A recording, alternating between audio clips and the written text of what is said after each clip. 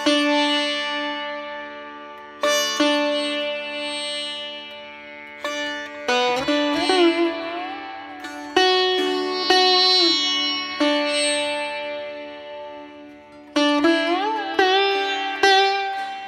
आपण योग वासिष्ठ हा ग्रंथ अभ्यासाला घेतो. योग वासिष्ठ हा जो ग्रंथ आहे तो तसा वेदांतपर आहे, म्हणजे खूप मोठा व्यापक आणखी सर्व दृष्टीने परिपूर्ण असा ग्रंथ हा आहे. हा ग्रंथ आध्यात्मिक गोष्टी म्हणजे भरपूर आपल्याला त्याविषयी माहिती देतो की आध्यात्मिक मध्ये काय काय येतं, कसं येतं त्या संबंधित. आणि भगवद्गीता आणि उपनिषद याच्या इतका हा पण महत्वाचा समजला जातो. योग वासिष्ठ हे तसं बघितलं तर स्वरूप संप्रदाय म्हणजे समर्थांचा जो संप्रदाय आहे, जसं आनंद चैतन्य स्वरूप हे संप्रदाय आहेत, प्रकाश 4 संप्रदाय आहेत. त्यातला एक स्वरूप संप्रदाय जो आहे तो नाथांचा पण आहे. त्यामुळे योग वासिष्ठ हा ग्रंथ ज्ञानेश्वरीमध्ये सुद्धा खूपदा रिफर केला जातो. मी अनेक वेळा सांगितले बघा ज्ञानेश्वरी तुम्ही सांगायचं योग वासिष्ठामध्ये. आणि जवळजवळ 60% ग्रंथ दासबोधामध्ये, 60% योग वासिष्ठातले.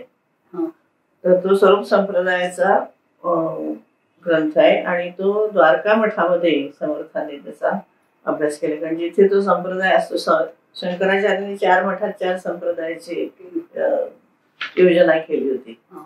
त्यातल्या द्वारका मठामध्ये स्वरूप संप्रदाय, तिथे हा योग वासिष्ठ ग्रंथ. प्रत्येक संप्रदायाचे एक ग्रंथ असतात ना, तर त्यामुळे तिथे त्यांनी राहिले होते ते भारत भ्रमण करताना, त्यामुळे हा अभ्यास त्यांनी केला होता. त्यामुळे जवळजवळ 60% त्यातल्या जे काही मनाविषयी असेल किंवा असेल अध्यात्म असेल ते सगळं दासबोधामध्ये आलेलं आहे. तसा हा म्हणजे खूप जणांनी भरपूर त्याचा अभ्यास केलेला आहे. माझी एक मैत्रीण आहे, तिची PhD आहे योग वासिष्ठावर. आणि माझे सर आहेत म्हणजे गाईड जे होते त्यांनी पण याच्यावरती काम केलं. N.A. Deshpande, doctor N.A. Deshpande. त्याच्यानंतर मी स्वतः थोडे दिवस संत्रिका विभागात योग वासिष्ठावर काम करत होते.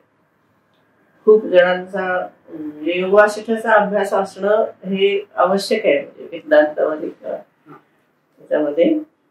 तर कसं असतं की काही ग्रंथ सूत्रमय असतात, पण त्याच्यामध्ये नुसती सूत्र सांगतात, त्याचं खूप मोठं भाष्य नसतं त्याच्यावर. जसं भगवद्गीतेवरती मोठं भाष्य ज्ञानेश्वरीचं आहे किंवा शंकराचार्यांनी लिहिलंय, त्याच्यावर भाष्य करावं लागतं तेव्हा त्यातले अर्थ आपल्याला उलगडतात.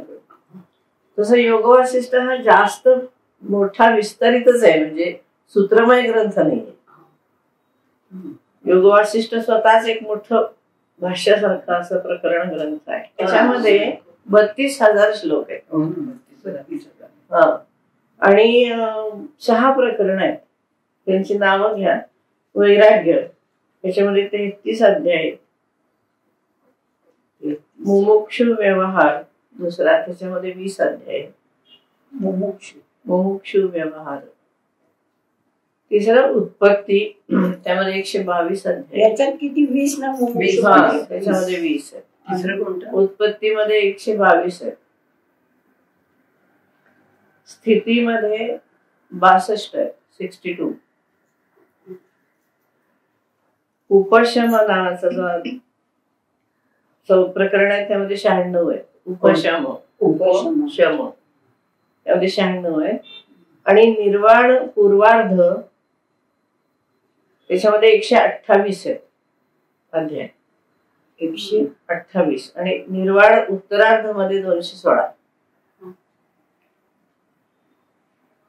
असं 6 प्रकरणामध्ये वसिष्ठांनी अद्वैत वेदांत सगळा विस्ताराने सांगितलाय. म्हणजे खरा अभ्यास हा केल्यानंतर तुम्ही गीता वगैरे करायला पाहिजे तर समजता. आपल्याकडे काय होतं माहितीये का, आधी उपनिषद गीतेचा अभ्यास करायला मागतात सगळेजण.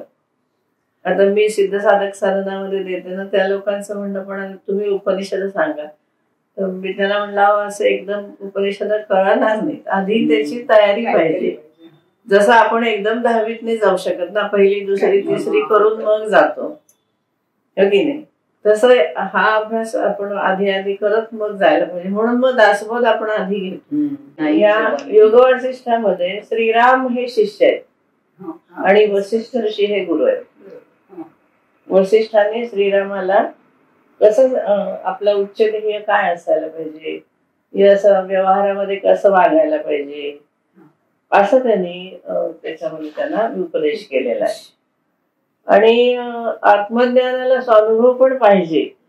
आत्मज्ञान आपण अभ्यास करतो सगळेजण, पण आपल्याला अनुभव नसतो. आता आपण संतांचे अभंग सांगतो की नाही, किंवा ज्ञानेश्वरी सांगतात खूप जण दासबोध सांगतात, गाथा सांगतात, एखादी भागवत सांगतात, पण प्रत्येकाला त्याचा अनुभव आलेला असतो असं नाही. आपण बुद्धीने समजून घेतो आणि ते एक्सप्लेन करायचा प्रयत्न करतो, पण शेवटी तुमची येणारी अनुभूती ही महत्वाची.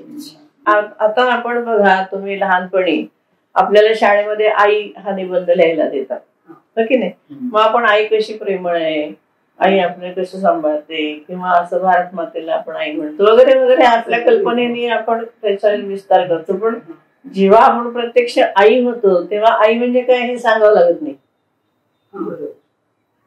ती जी अनुभूती आहे आईची, ती आपल्याला आई झाल्याशिवाय समजत नाही. तसं ब्रह्म झाल्याशिवाय ब्रह्म समजत नाही. तोपर्यंत आपण आईचं तसं हे ब्रह्म आहे, ब्रह्मज्ञान जे आपण मुलींना म्हणतो तुम्ही आई झाल्याशिवाय तुम्हाला काय. हा, म्हणजे याचा अर्थ काय होतो की स्वानुभूती ही महत्वाची. तसं ब्रह्मज्ञानाला सुद्धा बुद्धीच्या जोरावर आपण शिकतो, बुद्धीच्या जोरावर आपण सांगतो. ज्याचं तर्क दृष्ट्या जो चांगला तर्क करू शकतो नाही तो करू शकतो तो, आणि तुम्हाला चांगलं सांगू शकतो. पण स्वानुभूती आलेला जो बोलतो तो आणि जो बुद्धीच्या जोरावरती समजून घेऊन बोलतो याच्यामध्ये फरक. म्हणून स्वानुभूती ज्यांची आहे त्यांचे शब्द, प्रत्येक शब्द हा मंत्र असतो. तसा आपला नाही, आपण अभ्यास करणार आणि सांगणार. हा फरक आहे की आईवरती लहान मुलींनी किंवा अगदी लग्न न झालेल्या मुलींनी, आई न झालेल्या मुलींनी कितीही चांगला निबंध लिहिला, अगदी 400-500 पानं, उत्कृष्ट असेल तो, त्याच्यामध्ये काही प्रश्न नाही. पण आई झाल्यानंतर काहीच लिहावं लागत नाही. हो, हा फरक आहे ना. खरं आपल्या रोजच्या आयुष्यातलं, पण तरी आपल्याला कळत नाही. हो ना. हा, म्हणजे अनुभूती. म्हणून योग वासिष्ठामध्ये स्वानुभूतीवरती भर. मग ही अनुभूती रामाला आली, ती कशी आली, तर त्याच्यासाठी त्यांनी जे जे काही सगळं सांगितलंय, तर त्यांनी पुष्कळ, म्हणजे याच्यावरती याच्यात हे सुमन महादेवकरांचा हा ग्रंथ आहे. त्यांनी सुबोध योग वासिष्ठ म्हणून बरेच वर्ष संतकृपामध्ये लेख लिहिले होते, त्याचं हे पुस्तक केलेलं आहे. पण याच्यावरती बऱ्याच जणांनी म्हणजे पुष्कळ अभ्यास केलेला आहे. तर ज्ञानेश्वरी आणि योग वासिष्ठाचं त्यांनी इथं पण तुलना केली आहे की ज्ञानेश्वरी मधल्या विपुल दृष्टांतातले बहुतेक घटना आणि दृश्यही आपल्याला माहित असतात, पण त्याचा नेमकं काय अर्थ होतो ते आपल्याला योग वासिष्ठ वाचल्यानंतर कळतं. म्हणजे खूप आता काही वेळेला मी आता काही जणांचे हे वाचले, गीतेवरती वगैरे उत्तर वगैरे येतात की नाही. मग आता त्याच्यामध्ये एखादा प्रश्न असतो की अर्जुन विश्वरूप कसं दिसलं अर्जुनाला, तर आपण काही कल्पनेने लिहितो ना. मग कोणीतरी लिहितं आम्ही समुद्र किनाऱ्यावर गेलो, मग ते सूर्य बघितला, मग आम्हाला ते असं वाटलं तसं वाटलं. म्हणजे कुठे तुलना करण्याची जी आपली एक अधिकार म्हणतो किंवा आपलं जे एक लेव्हल असते किंवा आपली जी तयारी असते ती आपल्याला कळते त्याच्यावरनं की खरंच म्हणजे म्हणजे ते वाईट आहे असं मी म्हणत नाही. बरोबर आहे, पण जो तो आपापल्या कल्पनेनुसार किंवा त्याला जे फील होतं त्यावेळेला ते लिहितात. पण ऍक्च्युअली ज्यांनी तो विश्वरूप बघितलंय त्या संजयाने म्हणा किंवा अर्जुनाने ते त्याचा अनुभव घेणं हा जो आहे हा वेगळा प्रकार आहे. योग वासिष्ठावरती हिने आता म्हणले ते भास्कर रघुनाथ पावगी शास्त्री त्यांनी अभ्यास केलेला आहे. त्यांनी त्याच्यावरती लिहिलेले आहेत, त्यांची प्रवचन योग वासिष्ठावर असायची. त्याच्यानंतर त्यांनी गौड अभिनंद नावाचं 9वं शतक त्यांनी लघुयोग वासिष्ठ असं लिहिलेलं आहे. या त्या ग्रंथामध्ये 46 सर्ग आणि 6000 श्लोक आहेत. तर ते नंतर मुंबईचा निर्णय सागर प्रेस जो आहे त्यांनी 1844 मध्ये हा ग्रंथ पहिल्यांदा मुद्रित स्वरूपामध्ये केलाय. नंतर योग वासिष्ठ सार, योग वासिष्ठ सार संग्रह, मोक्षोपाय सार, निर्वाण स्थिती, नंतर तेलुगू लिपीमधलं ज्ञान वासिष्ठ समुच्चय, असं काही काही ग्रंथ याच्यावरती आहेत. नंतर योग वासिष्ठाचं ओविबद्ध सुद्धा पुष्कळ मराठी संतांनी केलंय. तर समर्थांनी सुद्धा योग वासिष्ठ सार केले. रंगनाथ स्वामी, वामन पंडित, व्यंकटकवी, साधू माधवदास, हरिदास यांच्या रचना, हंसराज स्वामींचं योग वासिष्ठांतर्गत चुडाल आख्यान, काही काही आख्यानं प्रसिद्ध आहेत. मी तुम्हाला सांगेन काही गोष्टी यातल्या, म्हणजे काही विस्ताराने सांगण्यासारखी आख्यानं आहेत आणि त्याच्यातून काय घ्यायचं काय नाही. नंतर अलीकडचं जे आहेत राष्ट्रीय कीर्तनकार वासुदेव शिवराम कोलटकर यांचं अभंग योग वासिष्ठ आहे. नंतर पुष्कळ हिंदी, पंजाबी, गुजराती, बंगाली, तेलुगू वगैरे सगळ्या भाषांमध्ये, फारसी भाषेत सुद्धा आहे, इंग्लिशमध्ये आहे. इंग्लिशमध्ये खरं सरच आमचे करत होते, कारण एका माणसाचं काम नाही. डॉक्टर लाळे पण करत होते, त्यांनी पण काही ग्रंथांचं इंग्लिश केलेलं आहे. आम्ही पण काहीतरी प्रयत्न करतो त्याच्यामध्ये इंग्लिशमध्ये भाषांतर करण्याचं, कारण आम्हाला बरेचदा इंग्लिश मध्ये लिहावं लागतं. पण काही काही ग्रंथ म्हणजे अध्यायांचे किंवा सर्गांचं भाषांतर असं इंग्लिशमध्ये पण आहे. तेव्हा नंतर पुष्कळ असे वेगवेगळे ग्रंथ आहेत योग वासिष्ठावरचे. आणखी सुफी संतांनी पण याचा अभ्यास केलेला आहे. आणि 20व्या शतकामध्ये बनारस हिंदू युनिव्हर्सिटीमध्ये डॉक्टर BL आत्रेय म्हणून होते, त्यांनी योग वासिष्ठ सार हिंदी, इंग्रजी आणि या भाषांमध्ये लिहिलंय. नंतर डॉक्टर दासगुप्ता, डॉक्टर दिवाणजी, डॉक्टर माइंडकर, हे इथले म्हणजे डॉक्टर माइंडकर फर्ग्युसन मध्ये होते. तर त्यांनी पण पुष्कळ परामर्श याचा घेतला. आणि कसं असतं, थोडा थोडा त्याच्यावरती काही लेख वगैरे असे लिहिले जातात. एवढा मोठा ग्रंथ आहे हा की तुम्ही किती लिहिलं त्यात बाबा तरी पुरायचा नाही. अगदी सोपं सोपं करून लिहिण्याचा प्रयत्न केला तर जरा तरी आपण समजू शकतो. मग आता हे जे आहे कोणी काळ याचा तसा निश्चित करता येत नाही, कारण शेवटी हे खूप उल्लेख काहीच नसतो ना त्याच्यामध्ये, म्हणजे अमक्या वेळी लिहिलाय तमक्या वेळी लिहिलाय असं. त्यामुळे काळ निश्चित करण्यामध्ये विद्वानांचे खूप मतभेद असतात. ऍक्च्युअली वाल्मिकी रामायणात आहे असं म्हणतात, पण रामायणात प्रत्यक्ष नाही, कारण एवढं 32,000 रामायणाची श्लोक संख्या मग किती वाढली असते ना. तर पण ते वशिष्ठांनी रामाला सांगितलं, ते वाल्मिकींनी लिहिलं असंच म्हणजे समजत आहे ते. तर ते त्याच्यानंतर तत्वज्ञान हा मुख्य आत्मज्ञान आहे मी सांगितलं. त्याच्यानंतर याच्यामध्ये आता हळूहळू येईलच ते संसारामध्ये कसं आपण सगळी दुःख बघतो किंवा कसं समजायचं काय असं एक वेगळं. आणि याच्यामध्ये मुख्य काय आहे सांगू का, मनावरती खूप अभ्यास आहे. ज्या नेहमी आम्ही पण सांगतो किंवा वाचलं जातं की जर तुम्हाला इंडियन सायकोलॉजीचा अभ्यास करायचा असेल तर योग वासिष्ठाचा अभ्यास करायला पाहिजे, कारण मानसशास्त्राचा खूप मोठा अभ्यास योग वासिष्ठामध्ये. आणि त्यांनी नुसता तऱ्हा दिल्या नाहीत, म्हणजे मन कसं विचार करतं किंवा काहीच्या नुसत्या तऱ्हा नाहीत दिल्या, तर त्याच्यावर काय उपाय करायचे ते दिले.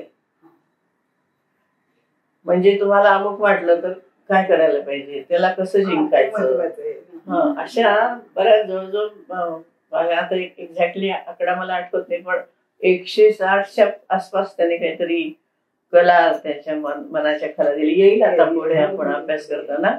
आणि त्याच्यावरचे उपाय असं योग वासिष्ठामध्ये दिलंय. त्यामुळे सगळ्यात मोठा मानसशास्त्राचा हा ग्रंथ समजला जातो विद्वानांच्या दृष्टीने.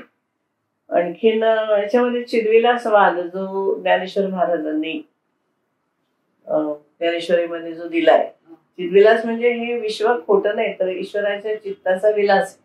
ब्रह्मसत्य जगन मिथ्या जे आहे तर मिथ्याच्या ऐवजी हा त्याच्या चित्तामध्ये असणाऱ्या संकल्पाचा विलास आहे. शेवटी एकच आहे ते, कारण चित्ताचा विलास हा काही खरा नसतो. आता मी इथं तुम्हाला सांगितलं की हे बघा किती सुंदर फुल आहे, त्याच्या पाकळ्या कशा आहेत, मी अगदी छान तुम्हाला वर्णन करून ते सांगितलं. तर आता हा माझ्या चित्ताचा विलास आहे ना.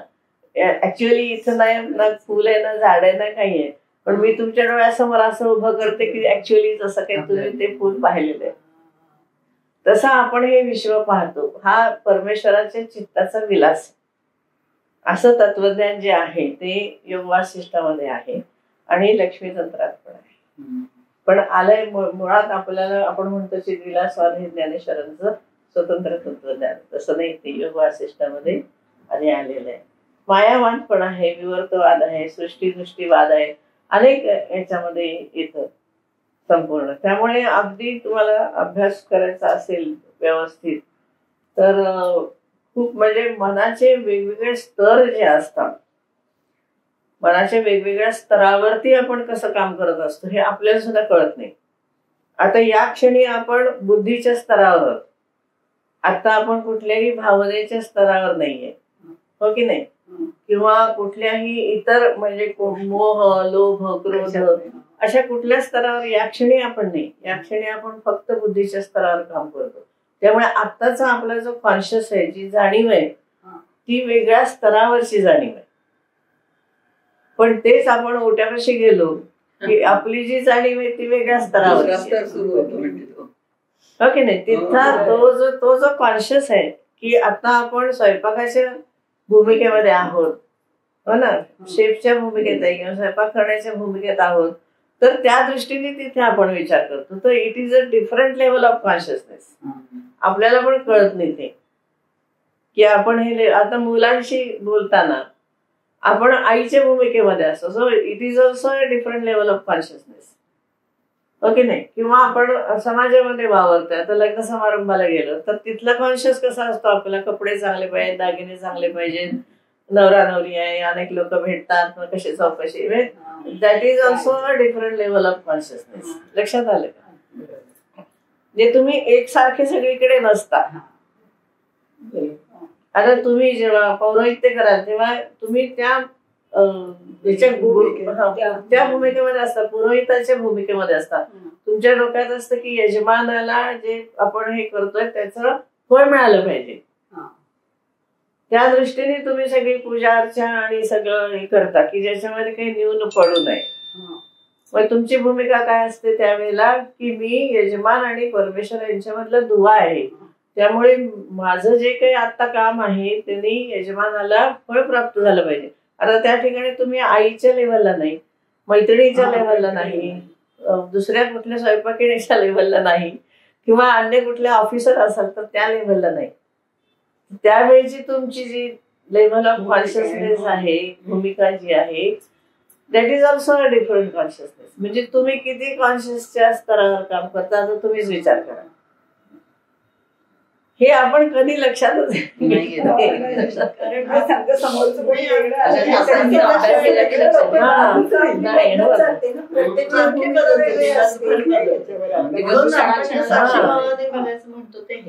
त्यावेळेच्या शोभाताई ह्या त्या गुरुस्थानी असतात बाकीच्यांना, की नाही, आणि तुम्ही त्या लेवलला असतात की आपण आता पुरोहित आहोत, आपण जे काम करतो त्याचं यजमानाला फळ मिळालंच पाहिजे.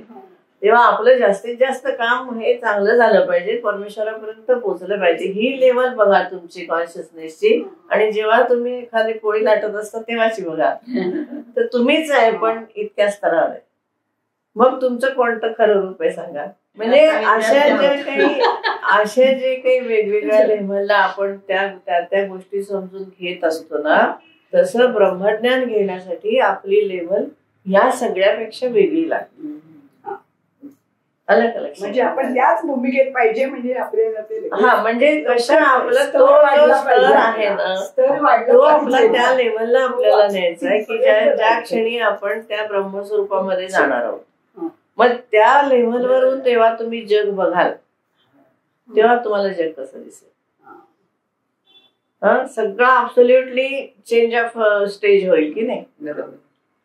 म्हणून संतांना जे जग दिसतं ते आपल्याला दिसत नाही. आता साईबाबा एकदम उठून कुठेतरी जायचे आणि सांगायचे काय नाही मला बोलेल का, तर एका वाघाचा बछडा कुठेतरी हरवलेला असतो. त्या वाघिणीचं मन त्यांना तिथं कळतं. का कळतं, तर ते दिसत असले इथे बसलेले तरी ते खूप वरच्या लेवलला असतात. तिथून त्यांना जसं बर्ड्स आय व्ह्यू म्हणतो आपण, पक्षाच्या याच्यावर ते वेगळं दिसतं खाली ना, पक्षाला कसं सगळ्या मोठे आसमंत दिसतो. किंवा आपल्या बघा पहिल्या मजल्यावर दिसणारे भिंती आणि आम्हाला 5व्या मजल्यावर आणि ज्यांना 15व्या मजला 120व्या मजल्यावर असतील त्यांना कसं दिसेल, खूप फरक असेल. खूप फरक आहे की नाही. तर हा फरक आपल्यामध्ये आणि संतांमध्ये असतो. संत जे असतात ते त्या लेवलला असतात की त्यांना सगळ्या जगाचं एकदम भान असतं आणि ऍट अ टाइम असतं. असं नाही की त्यांना फक्त शिर्डीमधलं कळेल आणि मुंबईचं कळणार नाही, असं नाही. जगामध्ये कुठल्या कानाकोपऱ्यात काय झालेलं आहे हे त्यांना माहिती होतं, कारण ते त्या कॉन्शियसशी इतके एकरूप झालेले असतात. म्हणजे तुम्ही आता कल्पना करा की आपण कुठल्या कुठल्या कॉन्शियस मध्ये असतो, तिथं आपल्याला काय समजतं. आता आपण योग वासिष्ठ ऐकतोय त्या लेव्हलला आपल्याला काय समजतं.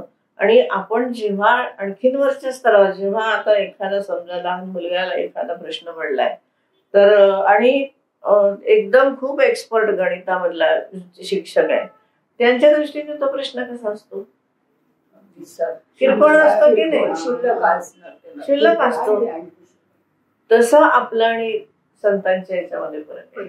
म्हणजे लेव्हल ऑफ कॉन्शियसनेस. कारण योग वासिष्ठामध्ये तेच आहे, म्हणून तुम्हाला हे मी मुद्दाम एक्सप्लेन करून सांग की आपण काय समजून घेणार आहोत ते आहे आणि मग हे तुम्हाला कसं डेव्हलप करायचंय. मग या एका लेव्हलवरनं दुसऱ्या लेव्हलला जाताना तुम्हाला काय बदल करावा लागतो. आता ह्या आपल्या नेहमीच्या असतात त्यामुळे आपण पटपट बदलतो.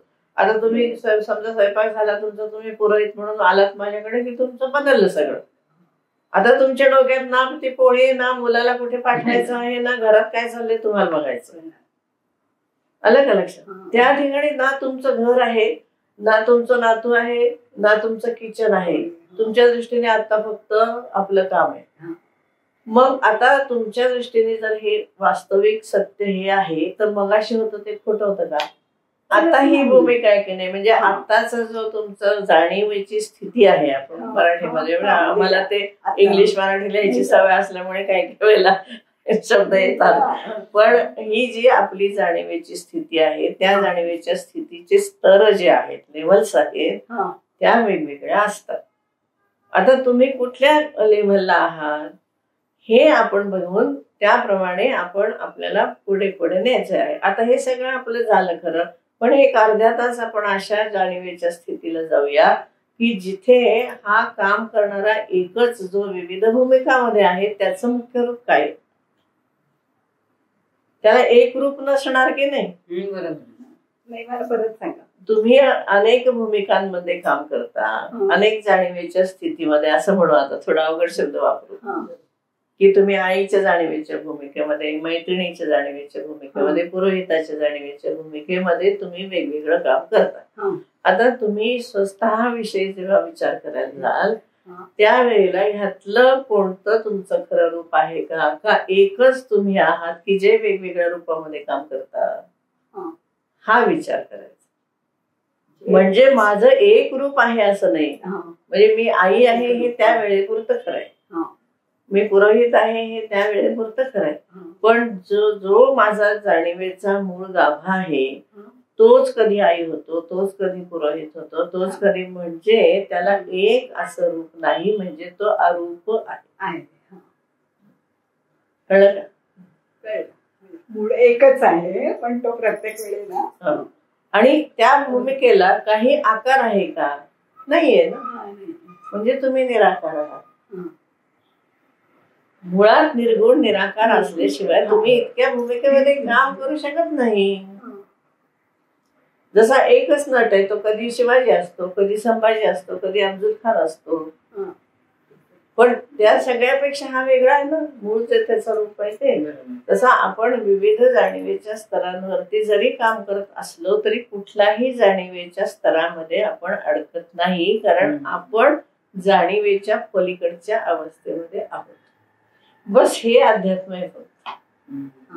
खरं समजून घेतलं अगदी सोपं, पण ते कळत नाही. पण हे तरी कुठे समजून सांगतायत थोडं सोपं म्हणून किंचित शिरतंय एवढं पण. हे मुख्य आता तुम्ही काय सांगितलं, आपण जाणीवेच्या वेगवेगळ्या स्तरांवरती असतो. समजून घ्या. मी आहे, मी आता इथे आले याच्याकडे सर, मी तिथे नाही आता किंवा कुठेही नाही आहे. आता मी थोड्या वेळाला मेवण्यांचं बघून आले, आता मी तिथे नाहीये, आता मी इथे तुमच्या बरोबर आहे.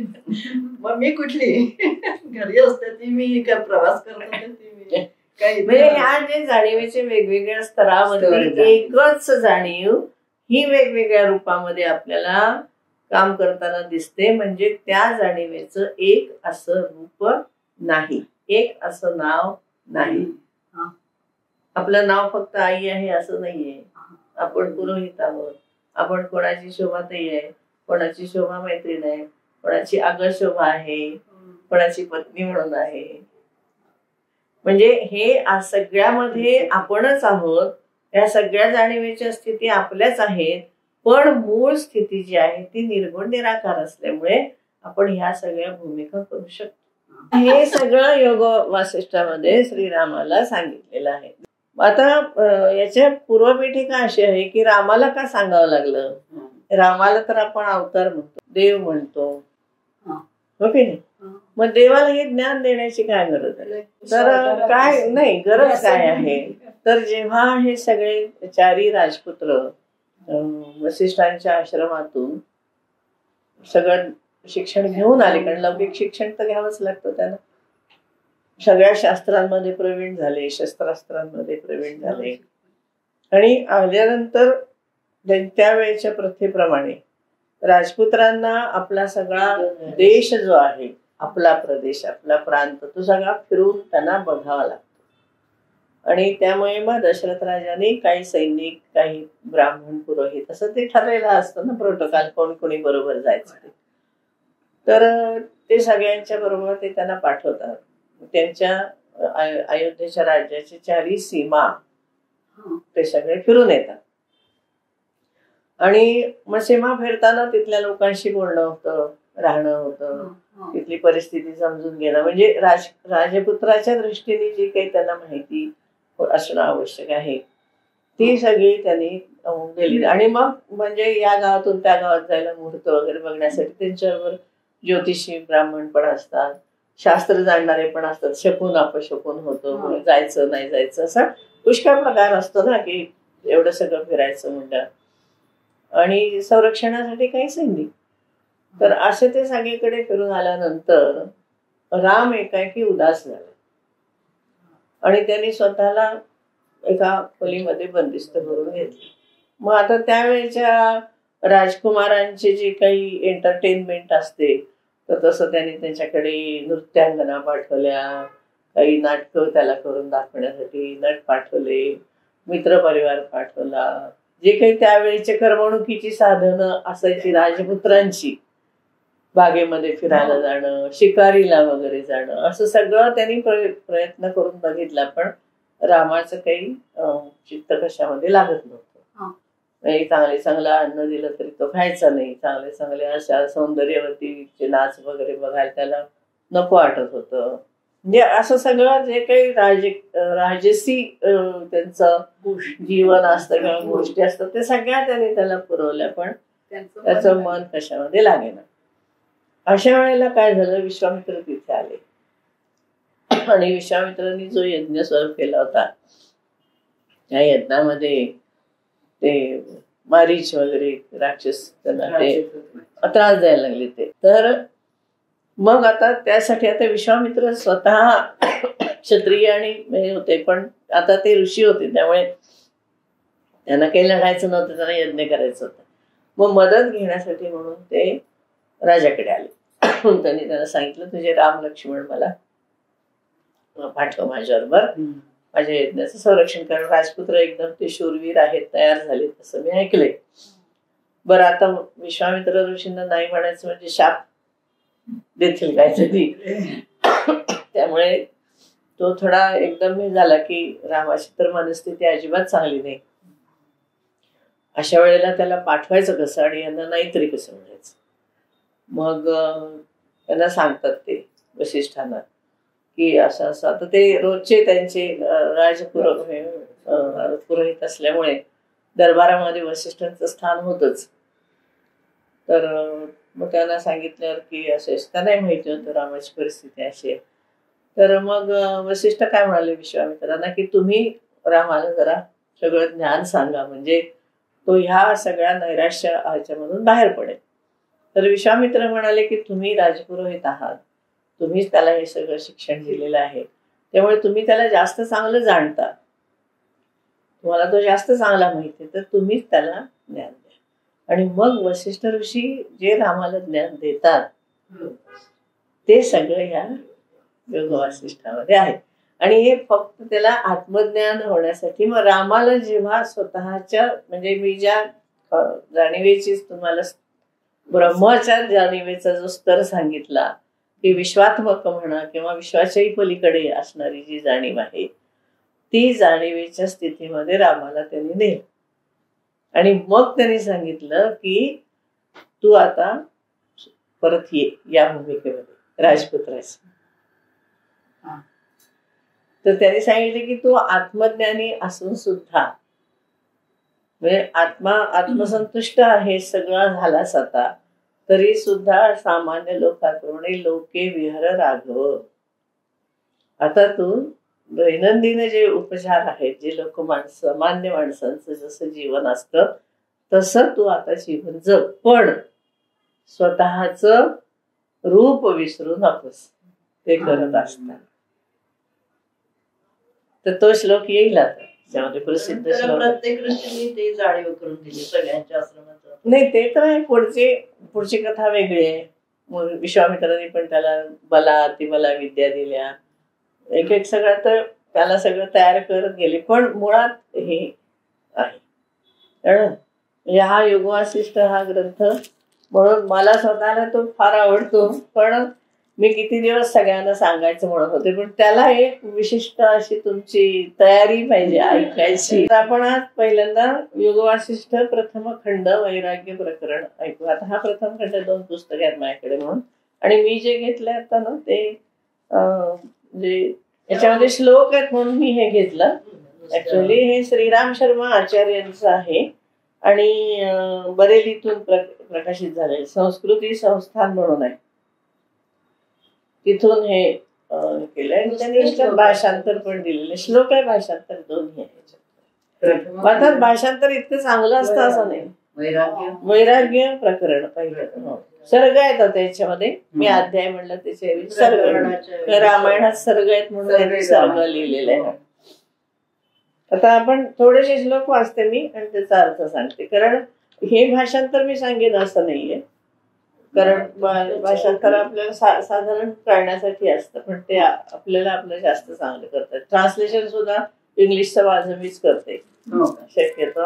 म्हणजे आपल्याला जे शब्द हवे असतात, कारण काय असतं शब्दांना वेगवेगळे आयाम असतात की नाही, कोणता शब्द नेमका वापरायचा. आता आपण समुद्र घेतला तर कोणाच्या संदर्भात समुद्राला कसं कुठलं नामाभिधान वापरायचं ते आपण ठरवतो. सरिता असेल तर सरितपती म्हणू, रत्नाच्या संबंधी असेल तर रत्नाकर म्हणू, पाण्याचा साठा म्हणून तर उदधी म्हणू.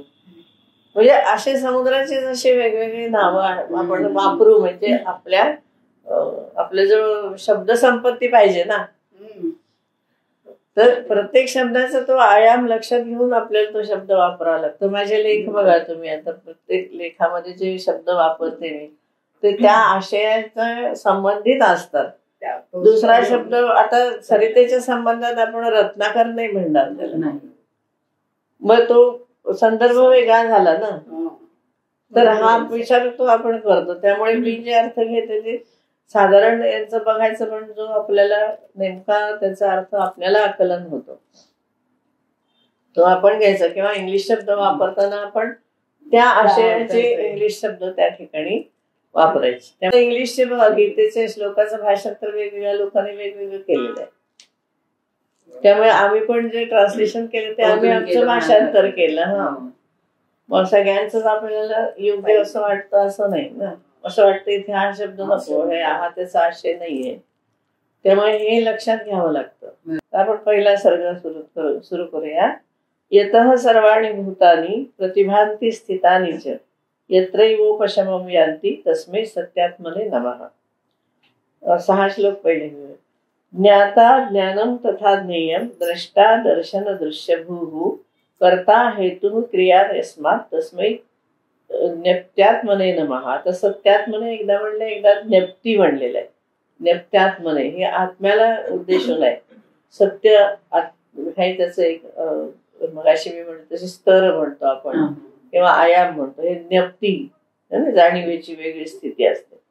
नंतर स्फुरंती स्वीकरा यस्मात् आनंदस्यांबरे वनौ सर्वेषां जीवनम तस्मै ब्रह्मानंदात्मने नमः. आता इथे ब्रह्मानंद हे एकाच आत्म्याविषयी कसे वेगवेगळे शब्द वापरले. सुतीक्ष्णो ब्रह्मणः कश्चित् संशयाकृष्ट मानसः अगस्ते आश्रमं गत्वा मुनीं प्रपच्छ सादरम. आता इथे ते सांगायला सुरुवात. हे पहिले 3 त्यांनी मंगलाचरण केले. भगवान धर्मतत्वज्ञ सर्वशास्त्र विनिश्चित संशयोस्मी महान एकस्त्वमेतं कृपया वद. सुतीक्ष्ण नावाचा एक ब्राह्मण, त्याच्या मनामध्ये खूप संशय होते. तर ते अगस्तींच्या आश्रमामध्ये येऊन अगस्तींना प्रश्न विचारतात. संशयोस्मी महान एकस्त्वमेतं कृपया वद मोक्षस्य कारणं कर्म ज्ञानम वा मोक्ष साधनम. माझ्या मनामध्ये संशय आहे की मोक्षाचं नेमकं साधन कोणतं, कर्म ज्ञान कोणतं साधन आहे. उभयम वा विनिश्चित्य एकम कथय कारण. दोन्ही मध्ये कोणतं निश्चित मोक्षाला कारण आहे ते मला सांगा. आता इथे सुरुवातीचं जे मंगलाचरण आहे त्याच्यामध्ये असं म्हणले की यथा सर्वाणि भूतानि प्रतिभान्ति स्थितानि च. भूताने म्हणजे पंचमहाभूत. आकाशादी संपूर्ण जे पंचमहाभूत प्रकट झालेली आहेत किंवा ती प्रतीत होऊन प्रतिभान्ति असल्यासारखी दिसतात आहे असं वाटतं. तर त्यांचं आणि कुठं जातात, कुठे मग उपशम होतो त्यांचा. तर असा जो हे आहे त्या सत्य स्वरूप आत्म्याला नमस्कार असो. नंतर ज्ञाता ज्ञान आणि ज्ञेय ही त्रिपुटी आहे. हो ना. ज्ञाता म्हणजे जाणून घेणारा, ज्ञेय म्हणजे जाणून घेण्याची वस्तू, आणि ज्ञान म्हणजे तेच झालेलं ज्ञान. म्हणजे आता ही डबी आहे, ही डबी पाहणारा मी ज्ञाता. ही डबी आहे ही ते ज्ञेय आहे माझं, आणि ही डबी आहे हे माझं ज्ञान आहे. म्हणजे हे 3 त्रिपुटी ज्याला म्हणतो. किंवा द्रष्टा दर्शन आणि दृश्य ही त्रिपुटी आहे. हे महत्वाचे शब्द ना पुढे येणार आहेत सारखे. द्रष्टा म्हणजे पाहणारा, दृश्य म्हणजे मी जे पाहते ते, आणि त्याचं दर्शन म्हणजे मला जे त्याच्यातून पाहायला मिळतं आहे ते म्हणजे दर्शन आणि दृश्य. आणि तिसरं कर्ता हेतू आणि क्रिया.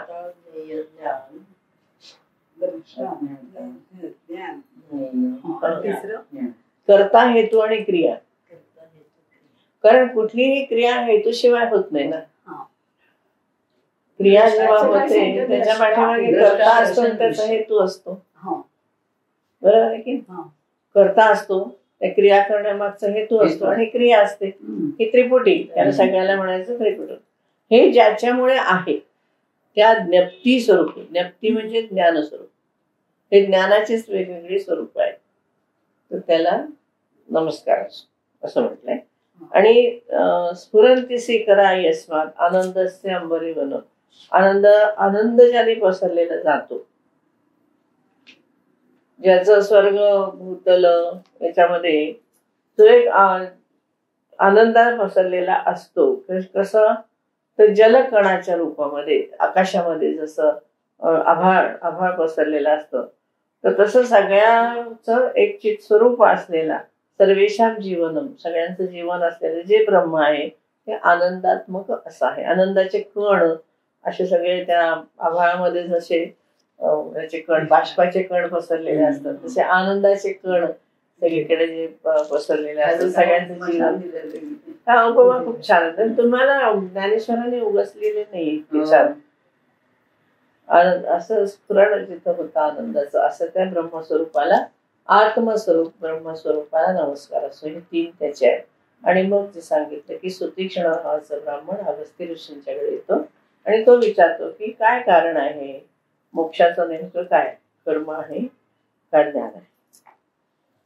तर किंवा ज्ञान आणि कर्म दोन्ही आहे, मला सांगा. म्हणजे अज्ञान आहे का कर्म आहे, किंवा ज्ञान कर्म दोन्ही आहे.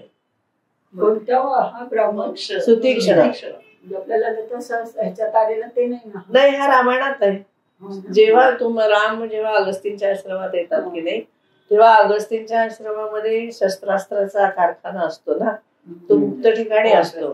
तर तिथपर्यंत जायला परवानगी नसते कोणाची. सुतीक्ष्ण हा बाहेरच्या बाजूला सुतीक्ष्णाचा आश्रम असतो. तिथे विचारावं लागतं की आम्हाला अगस्तींना भेटायचंय. मग सुतीक्ष्ण कोणाला तरी पाठवतो तिकडे की याला येऊ दे का, असं म्हणजे मुक्त स्वरूपात असतं. रामायणामध्ये आहे. तर हा सुतीक्ष्ण अगस्तींना प्रश्न विचारतोय. म्हणजे पुराण टाईप ह्याची सुरुवात आहे. मुळात संवाद अगस्त्य आणि सुतीक्ष्ण यांचा आहे, पण वसिष्ठ आणि रामाचा संवाद येणार. सुतीक्ष्ण सुतीक्ष्ण सुतीक्ष्ण नाव आहे अगस्ती. तेव्हा मला नक्की सांगा की हे काय आहे, म्हणजे ह्या ज्ञान आहे का कर्म आहे का दोन्ही पाहिजे मोक्षासाठी. ज्ञानही पाहिजे कर्मही पाहिजे, दोन्ही पाहिजे. आता तुम्ही हे वाचता वाचता तुम्हाला कळेल की एवढं चांगलं ज्ञानेश्वरी किंवा एवढा चांगला दासबोध कसा लिहिला गेला. अभ्यास असल्याशिवाय असं लिहिता येत नाही. ते दासबोध वाचताना पण कळतं ना. चक्री पारायण सुरू हे 3रं वर्ष आहे, पण प्रत्येक आपल्याला समजतं की कसं त्यांनी म्हणजे केलं, म्हणजे असेल केलं कसं तेव्हा तेव्हाच जे आत्ताही चपखल बसतं, आत्ताही त्याचा प्रत्यय येतो आपल्याला. आणि शेवटी की नाही, शेवटी तुम्हाला अभ्यासाशिवाय काही खरं नाही.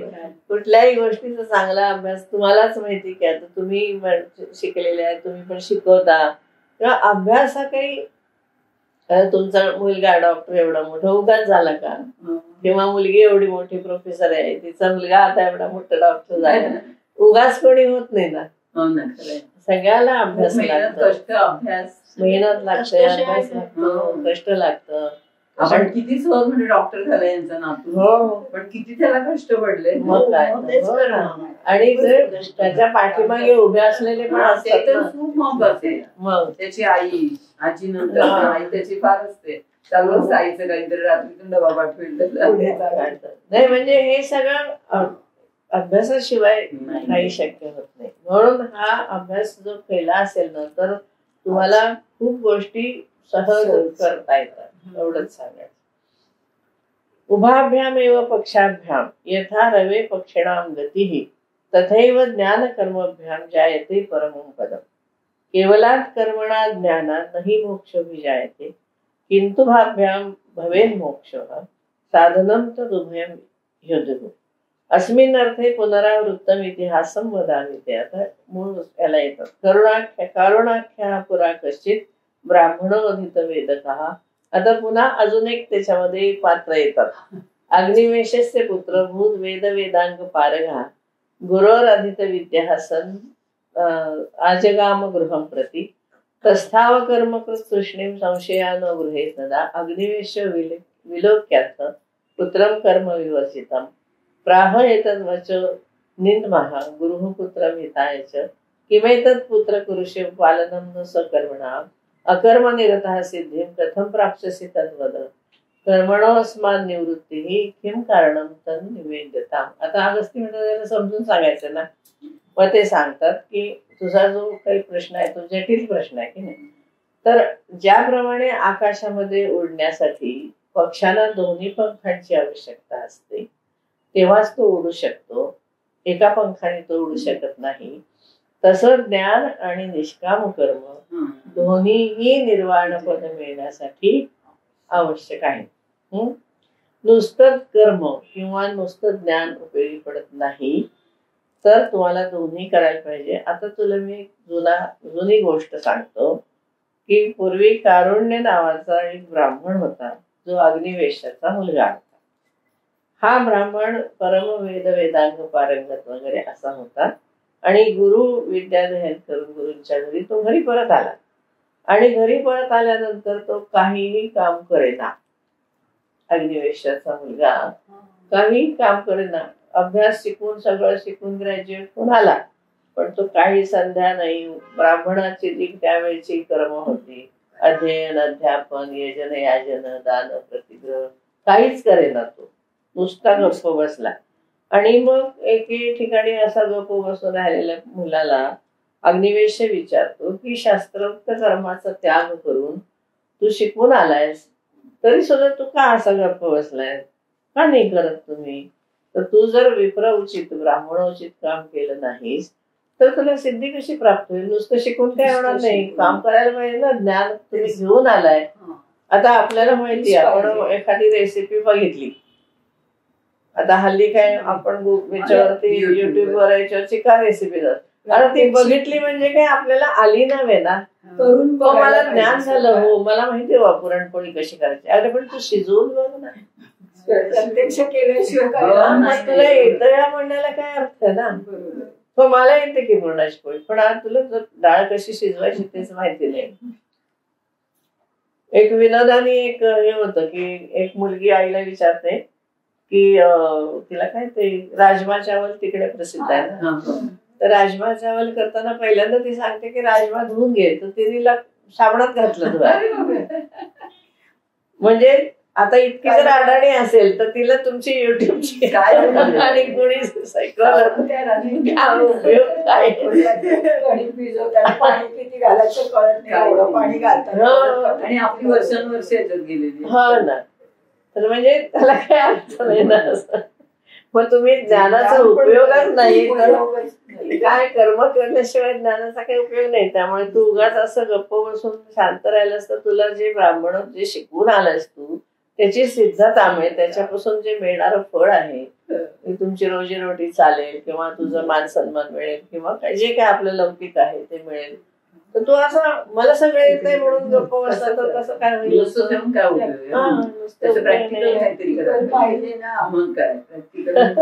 मग आता त्या दोघांचा संवाद काय होतो, तर यावर जीव मागणी होत्रम नित्यम संध्या उपासयेत वडील सांगतात अग्निवेश. प्रवृत्ती रूप धर्मोयम श्रुत्या स्मृत्याचे चोदिता. म्हणजे ते सांगतात की जोपर्यंत आपण जिवंत आहोत तोपर्यंत अग्निहोत्र आणि संध्या नित्य व्हायला पाहिजे, असं श्रुती आणि स्मृती रूपाने प्रवृत्ती रूप धर्म सांगितलेला आहे. निवृत्ती नाहीये, प्रवृत्ती रूप. न धनेन भवेन मोक्ष कर्मणा प्रजया नमा त्याग मात्रेण किंतु एके यतयो अश्निनी चामृतम. आता जर धनानी किंवा कर्माने किंवा संतती उत्पन्न करून काही मोक्ष मिळत नाही, तेव्हा हे सगळ्याचा त्याग करून मोक्ष मिळतो. इति श्रुत्योर्धमध्ये किम कर्तव्य मया गुरु इति संदिग्धताम गत्वा तूष्णीभूतस्मी कर्मणी. तो म्हणतो की कशाने जर मोक्ष मिळणार नसेल तर मग हे सगळं शिकून काय उपयोग आहे, काय काम करून काय करू मी? कारण ते गुरूंनी सांगितलंय की न कर्मणा, उपनिषदामध्ये न कर्मणा न प्रजया धनेन त्यागेन एके अमृतत्व मानशुरू असा अर्थ आहे. जसं धू म्हणला तर साबणाने तसं त्यागेन एके अमृतत्व मानशुरू उपनिषदामध्ये म्हणलेलं आहे. न कर्मणा न प्रजया न धनेन, कर्म करून किंवा प्रजा उत्पन्न करून किंवा धन मिळवून काय मोक्ष मिळत नाही, तर त्यागाने मोक्ष मिळतो. आता हा त्याग याचा अर्थ यांनी असा घेतला की काय शब्दशः अर्थ घेतला. तर मग आता काय करणार मी, म्हणून मी आपल्या गप्प इथे तात विप्रोसव कारुण्य मौन मागता. त्या कारुण्याने वडिलांना सांगितलं की बाबा असं असं शिकवलेलं आहे, त्यामुळे काय करून उपयोग नाही, मोक्षासाठी काय नाही, म्हणून मी गप्प बस. आता त्याला वडिलांची पंचायत झाली नाही, एवढं शिकायला शिक्षणाचा जर असा उपयोग होईल. इथे तो मातात विप्रोसव कारुण्य मौन मागता तथाविधम सुतम दृष्ट्वा पुन्हा प्राह गुरु सुतम. मग ते हे सगळं त्याला ऐकल्यानंतर ते पुन्हा म्हणतात त्याला की शृणुपुत्र कथामेकाम तदर्थ हृदय खिल. आता मी तुला एक कथा सांगते त्या संबंधी. मग तो अवधार्य पुत्र तो मी यथेच्छसी तथा करू. मग मी तुला ही सगळी कथा सांगितल्यानंतर मग तुला जे योग्य वाटेल ते तू कर. सुरुचिर नामकाची स्त्री अप्सरो गण उत्तमा. ऍक्च्युअली ह्या सुरुचीला ही कथा सांगितली आहे रामायणाची. म्हणजे मुळात बघा कुठं ना कुठे सुरुची नावाची एक अप्सरा, उत्तम अशी सुंदर अप्सरा, ती उपविष्ट आहे महता शिखरे शिखी संवृत्ते. एकदा ती हिमालयावरती अनेक त्याच्या शिखरामध्ये ती जाऊन बसलेली होती. रमणते काम संतप्त किन्नरियो यत्र किन्नरही. म्हणजे ते असं वातावरण होतं की त्या ठिकाणी किन्नरी हे त्यांचं काम भोग, त्यांची नृत्य क्रीडा वगैरे ते सगळं झालं. स्वर्धुन्योदयीन संसृष्टे महाभोग विनाशिना. आणि ती त्या ठिकाणी ती आपली काहीतरी विचार करत बसली होती. हे सगळे त्या ठिकाणी गंगेचा प्रवाह, त्याच्यानंतर मोठे शिखर, हे सगळे ते रममाण होते. तर त्या ठिकाणी त्या अप्सरेनी स्वर्धुन्य घेण संसृष्टे महाभोग विनाशिना ही एक गमन करताना तिने असं आकाशमार्गाने गमन करताना तिने इंद्राचा दूताला बघितलं. दूतम इंद्रस्ते गच्छन्तम अंतरिक्षे ददर्शसा. या अंतरिक्षातून एक असा दूत आकाश मार्गाने इंद्राचं चाललंय. असं तिथं ते सगळे बाकी क्रीडा वगैरे चालल्या होत्या. अगदी स्वर्गीय क्रीडा, ते सगळ्या अप्सरा, किन्नर सगळे होते. आणि आत्ताच्या ह्याच्यामध्ये बघू आपण ते बार मध्ये कसं चाललेलं असतं, ते दंगा चाललेला असतो. बरोबर. त्या ठिकाणी म्हणजे स्वर्गीय जरा त्यांचीच क्रीडा चालल्या होत्या. तर त्या ठिकाणी तिला असं तिचं वर लक्ष गेलं तर आकाशमार्गाने इंद्राचा दूत चाललेला. तमुवाच्या महाभागा सुरुचिर सरोवरा. तर त्या ठिकाणी ते अप्सरांच्या मध्ये जी श्रेष्ठ सुरुची होती तिने त्याला प्रश्न विचारला. आता तो जे काही सांगतो ना ते पुढचं सगळं देवदूत महाभाग कुता गम्यते तो या. हे महाभाग देवदूत तो कुठून आला? अधुना कुलगंतासी तत्सर्व कृपया. आणि तू आता कुठे चाललायस हे मला सांग. साधू प्रश्न तो या सुभ्रू यथावत कथयामी ते. आता तो म्हणतो की छान प्रश्न विचारलायस, मी तुला सांगतो. अरिष्ट नेहमी राजसी दत्वा राज्यम सुताय वे वितराग सधर्मात्मा निर्यय तपस्सेवनम तपश्चरत सौ राजा पर्वते गंधमादने. तर अरिष्टदेवी नावाचा जो राजर्षी आहे, म्हणजे त्यावेळेचे राजे नंतर मुलाजवळ ते देऊन राज्य देऊन ऋषी म्हणून राहायचे, म्हणून त्यांना राजर्षी म्हणायचे. तर ते तपामध्ये गेला, गंधमादन पर्वतावरती तो तप करतो आहे. कार्यम कृत्वा मया तत्र तत आगम्य ते अधुना. आता माझं काम तिथे होतं, इंद्राने सांगितलं ते करून मी येतोय. ग्रंथास्मी पार्श्वे शक्रस्य तम वृत्तांतम निवेदितुम. तर मी तिकडे इंद्राला सगळा वृत्तांत सांगायला चाललो. तर वृत्तांत हा को भवत तत्र कथेयसो म्हणजे तू काय सांगणार आहेस ते मला. प्रकृष्ट कामा विनितास्मी नोद्वैगम कर्तुमार्हसे. ते म्हणते की तुम्ही कुठे चालला मला ते सांगा. आणि मी जी कशी आहे त्याने सांगितलंय की मी प्रकृष्ट काम आहे ना. ते म्हणते की जे काही आहे ते मला सांग. कारण जेव्हा तो तिथे मी जशी कशी आहे प्रकृष्ट काम पूर्ण करणारी वगैरे अशी आहे. तर प्रष्ट कामा विनितास्मी. मी तुला विचारते आहे आणि विनम्रपणाने विचारताय. तर तू उद्वेग करू नकोस, म्हणजे मला सांगणार नाही असं करू नको. शृणु भद्रे यथावृत्तम विस्तारेण ददामिते वदामिते. म्हणजे हे भद्रे कल्याणी, मी तुला जे काही झालंय ते सांगतो. तस्मिन राज्ञी वने तत्र तपश्चरती दुस्तरम. आता हे सती सप्तमी आहे. म्हणजे त्या ठिकाणी राजा जेव्हा तप करत होता तर त्यावेळेला मला असं म्हणजे इंद्राने मला अशी आज्ञा दिली की इत्यहम देवराजेन सुभ्रू राज्ञापितस्तदा दूतत्वम तत्र गच्छासु गृहीत्वेदम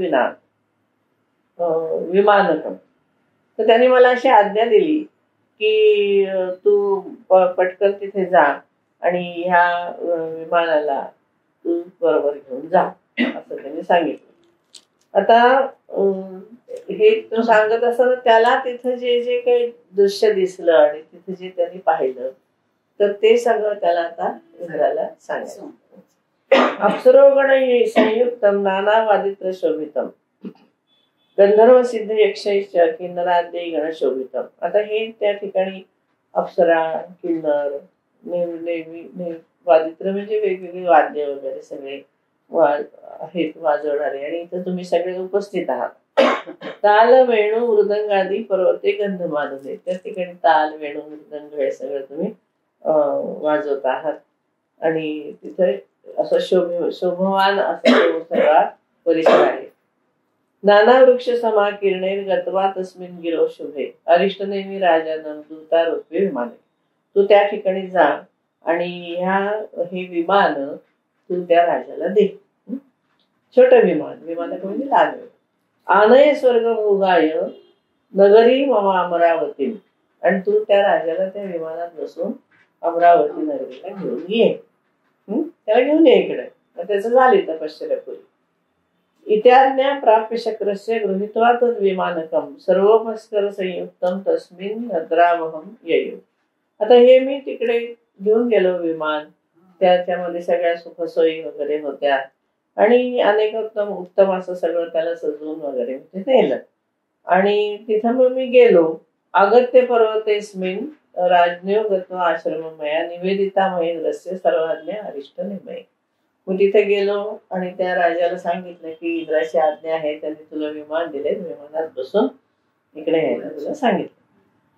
तर हे माझे ऐकलं त्यांनी. इति मद्वचनम श्रुत्वा संशयाने अवदत शुभे. आता त्याला संशय आला की मी तपश्चर्या करत असताना मला इंद्राने का बोलवलं, एवढं विमान पाठवणार.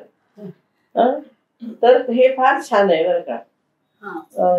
तो जे विचारतो आता राजा की म्हणजे त्याला संशय आला की बाबा तू मला का न्यायला, म्हणजे कशासाठी आलाय. पहिल्यांदा तू मला असं सांग की स्वर्गात जाऊन मला काय मिळणार आहे. गुणादोषश्च के तत्र. स्वर्गामध्ये गुण काय आणि दोष काय.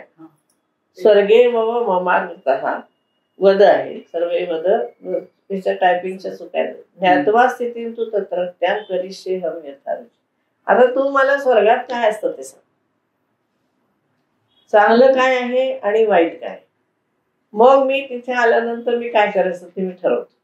मग मी यायचं का नाही ते ठरवतो. मग आता तो हा बोलतो की स्वर्गे पुण्यस्त सामग्र्या भुज्यते परमम सुखम. स्वर्गामध्ये खूप सुख भोगायची सामग्री आहे. उत्तमेन तू पुण्येन प्राप्नोती स्वर्गम उत्तम. खूप पुण्य केल्यानंतर उत्तम असा स्वर्ग मिळतो. आता तुमचे पुण्य कसं आहे त्याप्रमाणे स्वर्ग सुद्धा कसा खूप सुखाचा कमी सुखाचा असं मिळतं. ग्रेड साईड मध्यमेन तथा मध्यम स्वर्ग भवती नान्यत. म्हणजे तुम्ही मध्यम पुण्य केलं असेल तर तुम्हाला त्या बेताच मिळतं. म्हणजे कॅटेगरी आणि कनिष्ठ हेतू पुण्यन स्वर्गे भवती तादृशा. कनिष्ठ असेल तर मग कनिष्ठ अगदी तात्पुरतं तुम्हाला सुख मिळतं. परोत्कर्ष सहिष्णुत्व स्पर्धाचैव समैश्चितैः कनिष्ठेषु संतोषो यावत पुण्यक्षयो भवेत्. आणि मग ते कसं तुम्हाला त्या ठिकाणी तुमची उंची आहे ते म्हणून त्याप्रमाणे तुम्हाला सुख मिळतात आणि पुण्य क्षीण झालं की तुम्ही मरते लोकांना येतात.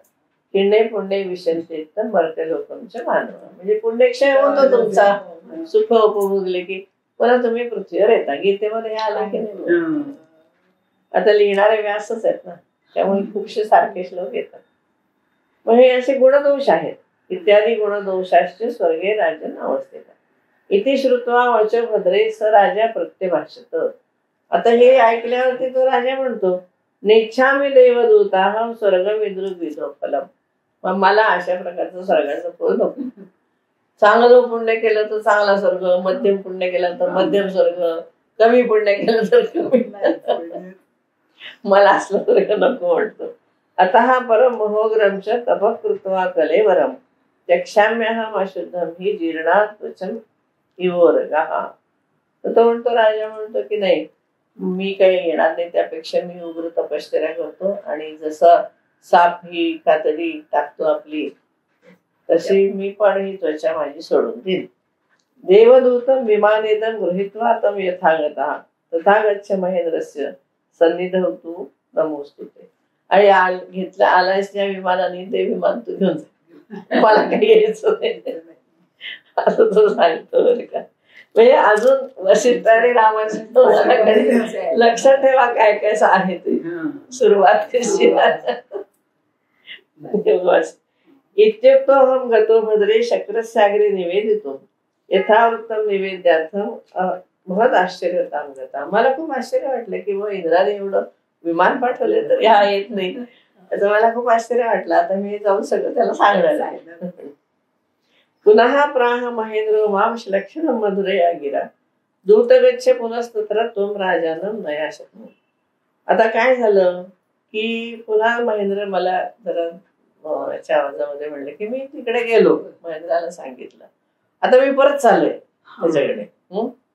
तर मला म्हणाला की जा तू पुन्हा तिथे आणि त्या राजाच्या आश्रमामध्ये तू पुन्हा एकदा जा, असं ते इंद्र त्याला सांग. वाल्मिके ज्ञात तत्वस्य स्वबोधार्थ विरागिणं संदेशम मम वाल्मिके महेशस्त्वं निवेदय. इथे विषयाला सुरुवात होते. तो म्हणतो की एकदा मी गेलो, ते सगळं झालं, ते सगळं येऊन मी इंद्राला सांगितलं, आता इंद्राला सांगून तरी मला परत पाठवलं. आणि तो म्हणतो की महर्षी वाल्मिकींच्याकडून मी जो काही ऐकला होता संदेश, हा सगळा संदेश तू आता त्या राजाला जाऊन सांग. महर्षी त्वं विनीताय राज्ञेस्मै वीतरागिणे न स्वर्गमिच्छते तत्व प्रबोधय महामुनी. ठीक आहे, तुला स्वर्गाला यायचं नाही ना, तर हे काय तत्व सांगतो ते ऐक. तेन संसार दुःखार्थो मोक्षमेष्यति चक्रमात. मग त्या जो काही प्रबोध त्याने केलेला आहे तरी तो क्रमाने संसारातल्या याच्यापासून सुटशील आणि तुला मोक्ष मिळेल. म्हणून त्या देवराजेनं प्रेषितो हम तदंतिके. म्हणून मला तरी पुन्हा तिथं जायला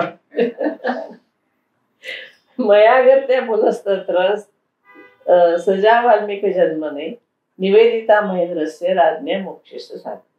आणि आता मी जे तिथे पुन्हा तिथे गेलेलं आहे आणि मग राजाला महर्षी वाल्मिकींच्या जवळ मी पाठवलं. त्याला आता एवढं मोठा संदेश सांगण्यापेक्षा मी आपलं त्याला वाल्मिकींच्या आश्रमात घेऊन गेलो. तरी सांगितलं ना, वाल्मिकींच्याकडून ऐकून घे. तिथे नेऊन सोडलं. आणि मग तेव्हा राजाने महर्षी वाल्मिकींना मोक्षाचं साधन विचारलं. येईल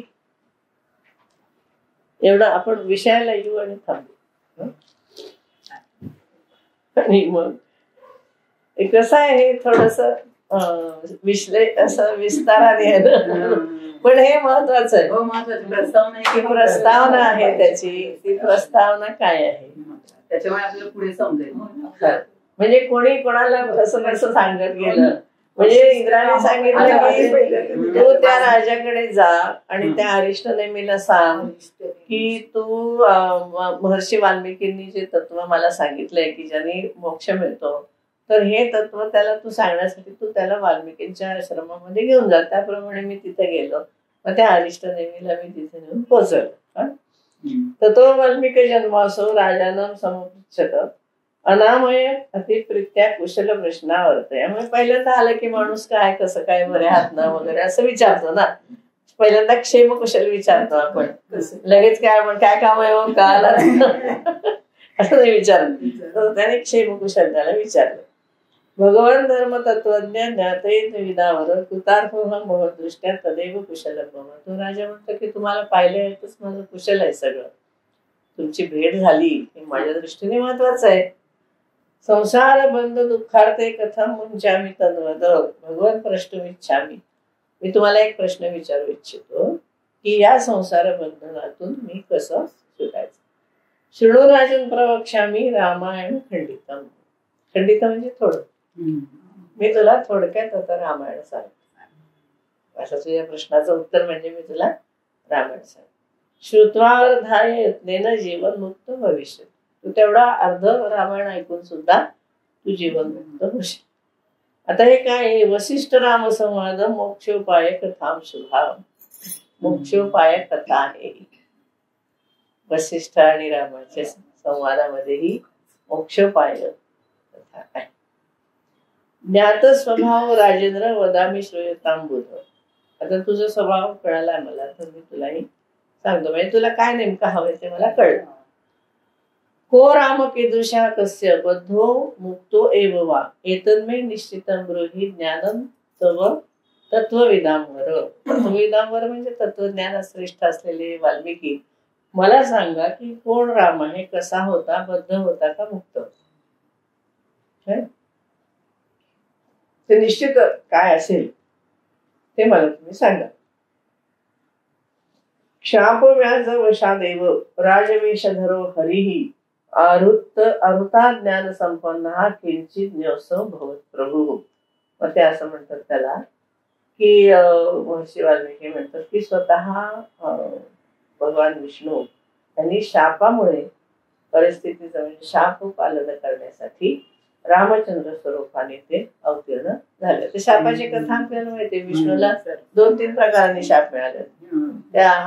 त्याचे जे द्वारपाल होते त्यांना मुक्त करण्यासाठी त्यांनी घेतले अवतार जय विजयाला. नंतर शुकाचार्यांच्या आईला त्यांनी विष्णूने मारलं तेव्हा त्याच्या वडिलांनी त्याला शाप दिला भृगु ऋषींनी, त्याच्यासाठी त्यांनी 10 जन्म घेतले. अशा ज्या कथा आहेत वेगवेगळ्या, ते म्हणतात शापामुळे त्यांनी ते घेतले. आणि मग त्यांनी घेतलं की ही मंगलमयी अशी कथा आहे. चिदानंद स्वरूपे ही रामचैतन्य विग्रहे. राम मुळात परब्रह्म स्वरूप असून हा त्याचा विग्रह त्यांनी घेतलेला आहे. तर शापस्य कारण ब्रूहि कहा शब्दाचे काय शापाचं कारण आहे, कोणी त्याला शाप दिला? तर सनत कुमार निष्काम अवसत ब्रह्म सद्मनी. ते आपल्याला जी कथा माहिती जय विजय. वैकुंठात आगतो विष्णू त्रैलोक्याधिपती प्रभू. तर ते वैकुंठाला हे जेव्हा चालले होते त्यावेळेला ते जय विजयाकडे आले. आता ही किंवा भृगूंची हे जे 2-3 आहेत ते आपण पुढच्या वेळेला घेऊ. ते का तो त्याला देह धारण करावा लागला ते आधी सांगतात आणि मग पुढे द्वितीय एवढा सर्ग पुरा करू. चालेल, सर्ग संपेलच. मग त्यांनी त्या ठिकाणी पूजा वगैरे त्यांची केली आणि त्यांनी विनाकुमार तंदृष्ट्वा प्रभू ईश्वर हा त्यांनी त्यांचं अभ्यर्चन वगैरे ब्रह्माजीने विष्णूंचं सुद्धा अभ्यर्चन वगैरे केलं. आणि सनत कुमार स्तब्धोसी निष्काम गर्वचेष्ट या. तर ते कुठे गेले म्हणून त्यांनी सांगितलं. वैकुंठात आगतो विष्णू त्रैलोक्याधिपती ब्रह्म सन्मनी. ब्रह्माच्याकडे पहिल्यांदा विष्णू आले आणि मग ब्रह्मदेवाकडे आल्यानंतर ब्रह्मणा पूजित तत्र सत्यलोक निवास सत्यलोकात आले वैकुंठातून. आणि त्या ठिकाणी त्यांनी त्यांचं सगळं अर्घ्य पाद्य वगैरे त्याचं पहिल्यांदा पूजा केली. आणखीन मग त्या ठिकाणी पूजा केल्यानंतर ते जे कुठे बरं सनत कुमार स्तब्धोसी. सनत कुमार मात्र त्या ठिकाणी स्तब्धपणाने बसले होते. ब्रह्मलोकाच्या ठिकाणी आले, त्यांनी त्यांची पूजा केली आणि पूजा केल्यानंतर त्यांना असं दिसलं की सनत कुमार वगैरे सगळे स्तब्ध का बसलेले आहेत. हे सनत कुमार तुम्ही मग ते गुपचूप बसल्यानंतर त्यांना असं विष्णूला असं वाटलं की आपण आल्यानंतर उठून उभं राहावे. तुम्ही किती मोठा असला तरी अतिथी आल्यानंतर आपण ते बसून या असं म्हणत नाही ना, आपण उभे राहतो. म्हणजे काहीतरी आपण ते मॅनर्स असतात. तर त्यांना स्तब्ध बसलेलं बघून विष्णूंनी विचारलं की तुम्ही खूप अहंकारी झालेला आहात ना. सनत कुमार स्तब्धोशी निष्कामो गर्व चेष्टया. निष्काम असून सुद्धा तुला गर्व झाला. आणि मग तरी तुम्ही एखाद्या जड पदार्थाप्रमाणे तुम्ही कसं म्हणे स्तब्ध होऊन चुपचाप बसून राहिले, उठला नाही तुम्ही. आणि म्हणून तुम्हाला दंड द्यायला पाहिजे सनत कुमार वगैरेंना सुद्धा. म्हणून मी तुम्हाला शाप देतो की तुम्ही परम कामार्थ व्हाल आणि शरजन्म नावाने दुसरं शरीर तुम्ही धारण करा. मग हे त्याला शाप दिल्यावर सनत कुमार तेवढेच योग्यतेचे होते. ते म्हणजे त्यांनी त्याला शाप दिला की तू सर्वज्ञाता आहेस, आणि तरी सुद्धा तू काही स्वतःच ज्ञान त्याग करून अज्ञानी होशील आणि तू जीवात्मा म्हणून होते. दोघांनी एकमेकांना शाप दिला. आणि मग देवी भागवतामध्ये आपण जी कथा वाचली ती दिली आहे की महर्षी भृगूंच्या पत्नीला त्यांनी ते चक्र सुदर्शन चक्राने हे केलं ना, मारलं त्यांनी. देवी भागवतात कथा आहे बघा. तिने राक्षसांना आश्रय दिला, सगळे देव तिथे गेले. मग विष्णू म्हणाले की तू असं करू नको, ते तपश्चर्याला गेलेले आहेत पण तू त्यांना आश्रय दिलास राक्षसांना, हे बरोबर नाही. तर ती म्हणते की नाही माझ्या अतिथी आहेत, मी अतिथींचा सन्मान करणार. तर तो म्हणतो की नाही, तू राक्षसांचा नाही सन्मान करायचा, म्हणजे देव ऋषींची पत्नी आहेस वगैरे. तर ते दोघांचं तिथे वादविवाद होतं आणि विष्णू तिला सुदर्शन चक्राने आहत करतात. ते भृगूंना कळतं. मग ते झाल्यानंतर भृगूंनी त्याला शाप दिला की क्रोधावेशामध्ये तू सुद्धा म्हणे माझ्या पत्नीला असं मारलंयस, तर मला पत्नी वियोग झाला तसं तुला पत्नी वियोग सहन करावा लागला असं. आणि अजून एक 3 शाप मिळाले त्याला विष्णूला. हे कथा आहेत बरं का, कथा आहेत त्या भागवताने. जालंधराची भार्या वृंदा आहे, तिला फसवलं ना विष्णूने तुळशीला. ती कथा आहे ना, जालंधर म्हणून तो आला तिच्याकडे आणि तिला भ्रष्ट केलं त्याने. ती पतिव्रता होती तर तिचं पातिव्रत भंग केला त्याने. तिने त्याला शाप दिला की तुला स्त्री वियोग होईल. नंतर त्याच्यानंतर एकदा पयोष्णी नावाच्या नदीच्या तीरावरती देवदत्त नावाचा जो ब्राह्मण होता, नृसिंह होता, त्यांनी नृसिंह वेशधारी विष्णूला बघून ती घाबरून मरण पावली. म्हणून त्या देवदत्ताने विष्णूला शाप दिला नृसिंह भगवानाला की तुला पत्नीचा वियोग होईल. आता हे सगळं म्हणजे महर्षी भृगू, सनत कुमार, देव शर्मा आणि वृंदा या सगळ्यांना म्हणजे शापामुळे विष्णूला आपलं मनुष्य देह धारण करायला लागला. आणि म्हणून तर या ठिकाणी राम म्हणून जन्माला. आता आपण पुढे किती ते झालं. पण एक पद्धत आपली सांगायची, दोघंही तेवढेच हे होतं की तरी चालत असतं, पण आपल्यासाठी ते करतात. नाही, मी सुरुवातीचं तुम्हाला मुद्दाम सगळं सांगते कथा आहे, परत नंतर आपण इतकं सगळं प्रत्येक श्लोक नाही बघणार, कारण 32,000 श्लोक काही बघायचे नाहीत आपल्याला. पण मग त्यातले एक जे आख्यानं आहेत ती आख्यानं आपण बघूया. ती सुद्धा मोठी मोठी आहेत. चुडाल आख्यान मोठं आहे, सरस्वतीचा लीलावतीचं आख्यान मोठं आहे, ते खूप मोठी आहेत. तर ती आख्यानं महत्वाची जी आहेत ना ती आपण बघूया. पण सुरुवातीला आधी रामाला त्यांनी सांगू दे सगळं, परत आपण येऊ. सुरुवात कुठपासून सुरुवातच झाली पुराण टाईप सुरुवात आहे, म्हणजे एखादं दुसरी सुरुवात केली सुतीक्षणापासून. पण आता तो अप्सरेला हा देवदूत सांगतोय, पण अजून आता वाल्मिकी पुन्हा वेगळा संवाद सांगतात. वाल्मिकी आणि अरिष्टनेमीचा संवाद चालतो. आता हे पुढे अजून वेळ आहे राम आणि वसिष्ठ ते आपण पुढच्या बुधवारी बघूया.